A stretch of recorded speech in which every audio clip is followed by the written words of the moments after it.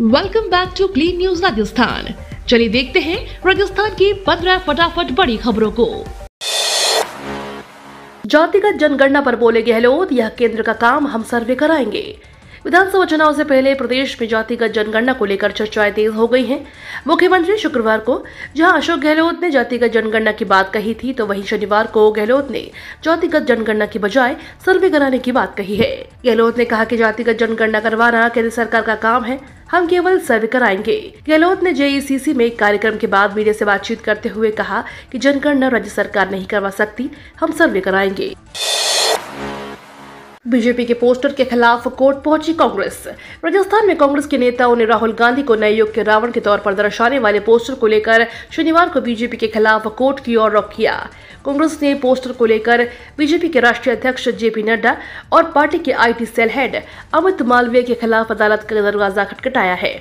कांग्रेस नेता और पार्टी के प्रदेश महासचिव जसवंत गुर्जर ने बीजेपी के नेताओं के खिलाफ जयपुर मेट्रोपॉलिटन कोर्ट 2 में याचिका दायर की है, जिस पर 9 अक्टूबर को सुनवाई होगी। राजस्थान में इन 8 वर्गों के लिए बनेगा कल्याण बोर्ड। राजस्थान के मुख्यमंत्री अशोक गहलोत ने 8 अलग अलग वर्गों के लिए बोर्ड के गठन को मंजूरी दे दी है। इन नवगठित बोर्ड में राजस्थान राज्य राजावली कल्याण बोर्ड, राजस्थान राज्य वाल्मीकि कल्याण बोर्ड, मेघवाल कल्याण बोर्ड, पुजारी कल्याण बोर्ड, केवट कल्याण बोर्ड, जाटव कल्याण बोर्ड, राजस्थान राज्य धारणका कल्याण बोर्ड और राजस्थान राज्य चित्रगुप्त कायस्थ कल्याण बोर्ड शामिल है। सभी बोर्ड संबंधित वर्गों की स्थिति का जायजा लेने, प्रामाणिक सर्वे रिपोर्ट के आधार पर वर्गों को मूलभूत सुविधाएं उपलब्ध कराने के साथ इनके पिछड़ेपन को दूर करने के सुझाव राज्य सरकार को देंगे। मौसम विभाग ने दी खुशखबरी, अक्टूबर में होगी बारिश।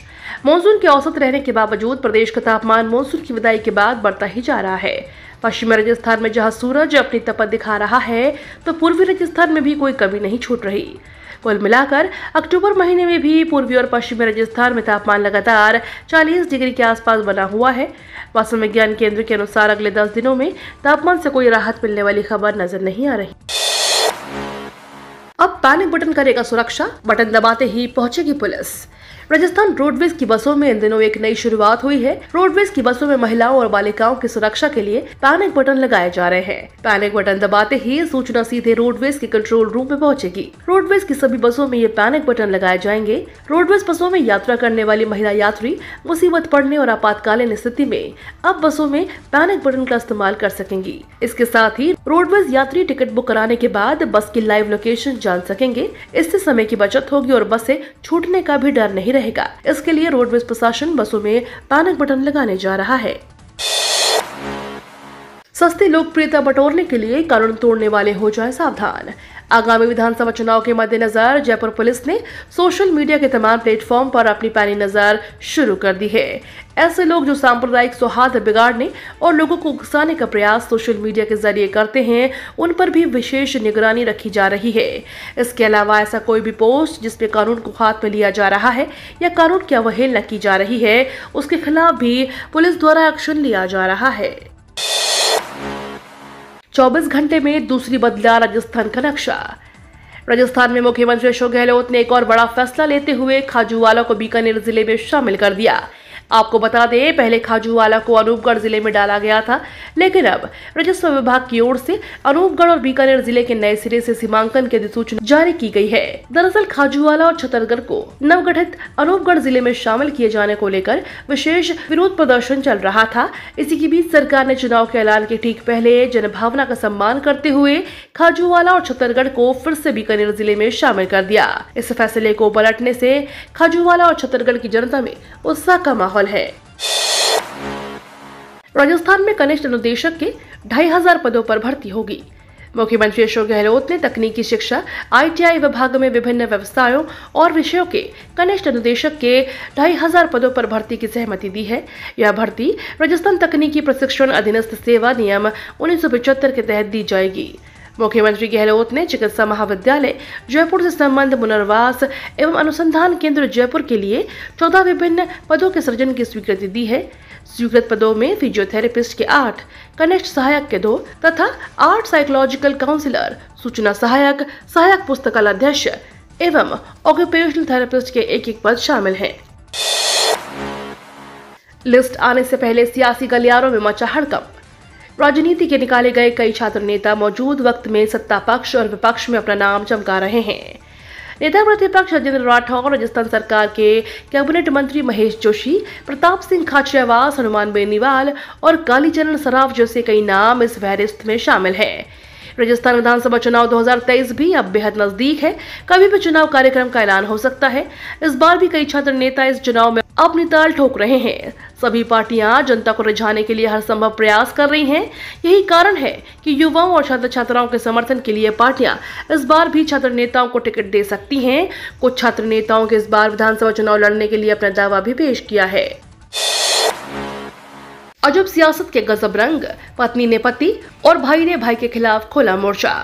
राजस्थान में विधानसभा चुनाव में मुकाबला इस बार केवल सियासी दलों के बीच नहीं बल्कि कई दिग्गज सियासी खानदानों के बीच भी होगा। चुनाव को लेकर कई राजनीतिक परिवारों में वर्चस्व की जंग छिड़ी हुई है।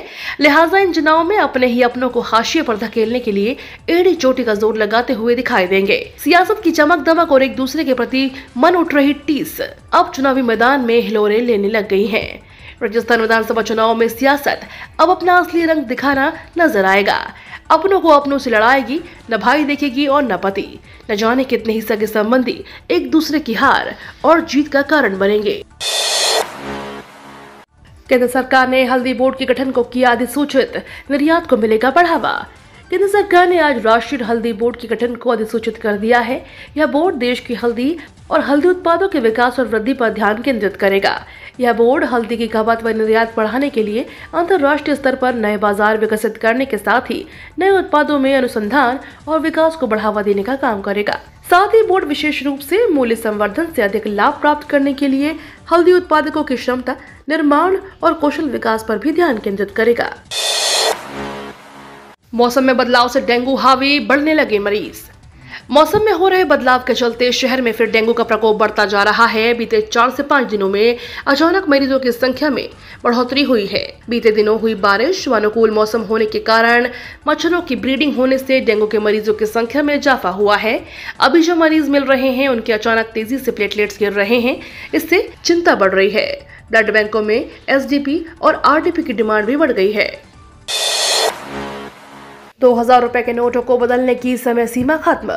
2000 रुपए के नोटों को बदलने की समय सीमा 7 अक्टूबर को खत्म हो गई है। यदि आपके पास अभी भी 2000 रुपए के नोट बचे हुए हैं तो चिंतित होने की आवश्यकता नहीं है। आप आरबीआई के देश भर में स्थित 19 क्षेत्रीय कार्यालयों में इन नोटों को बदल सकते हैं।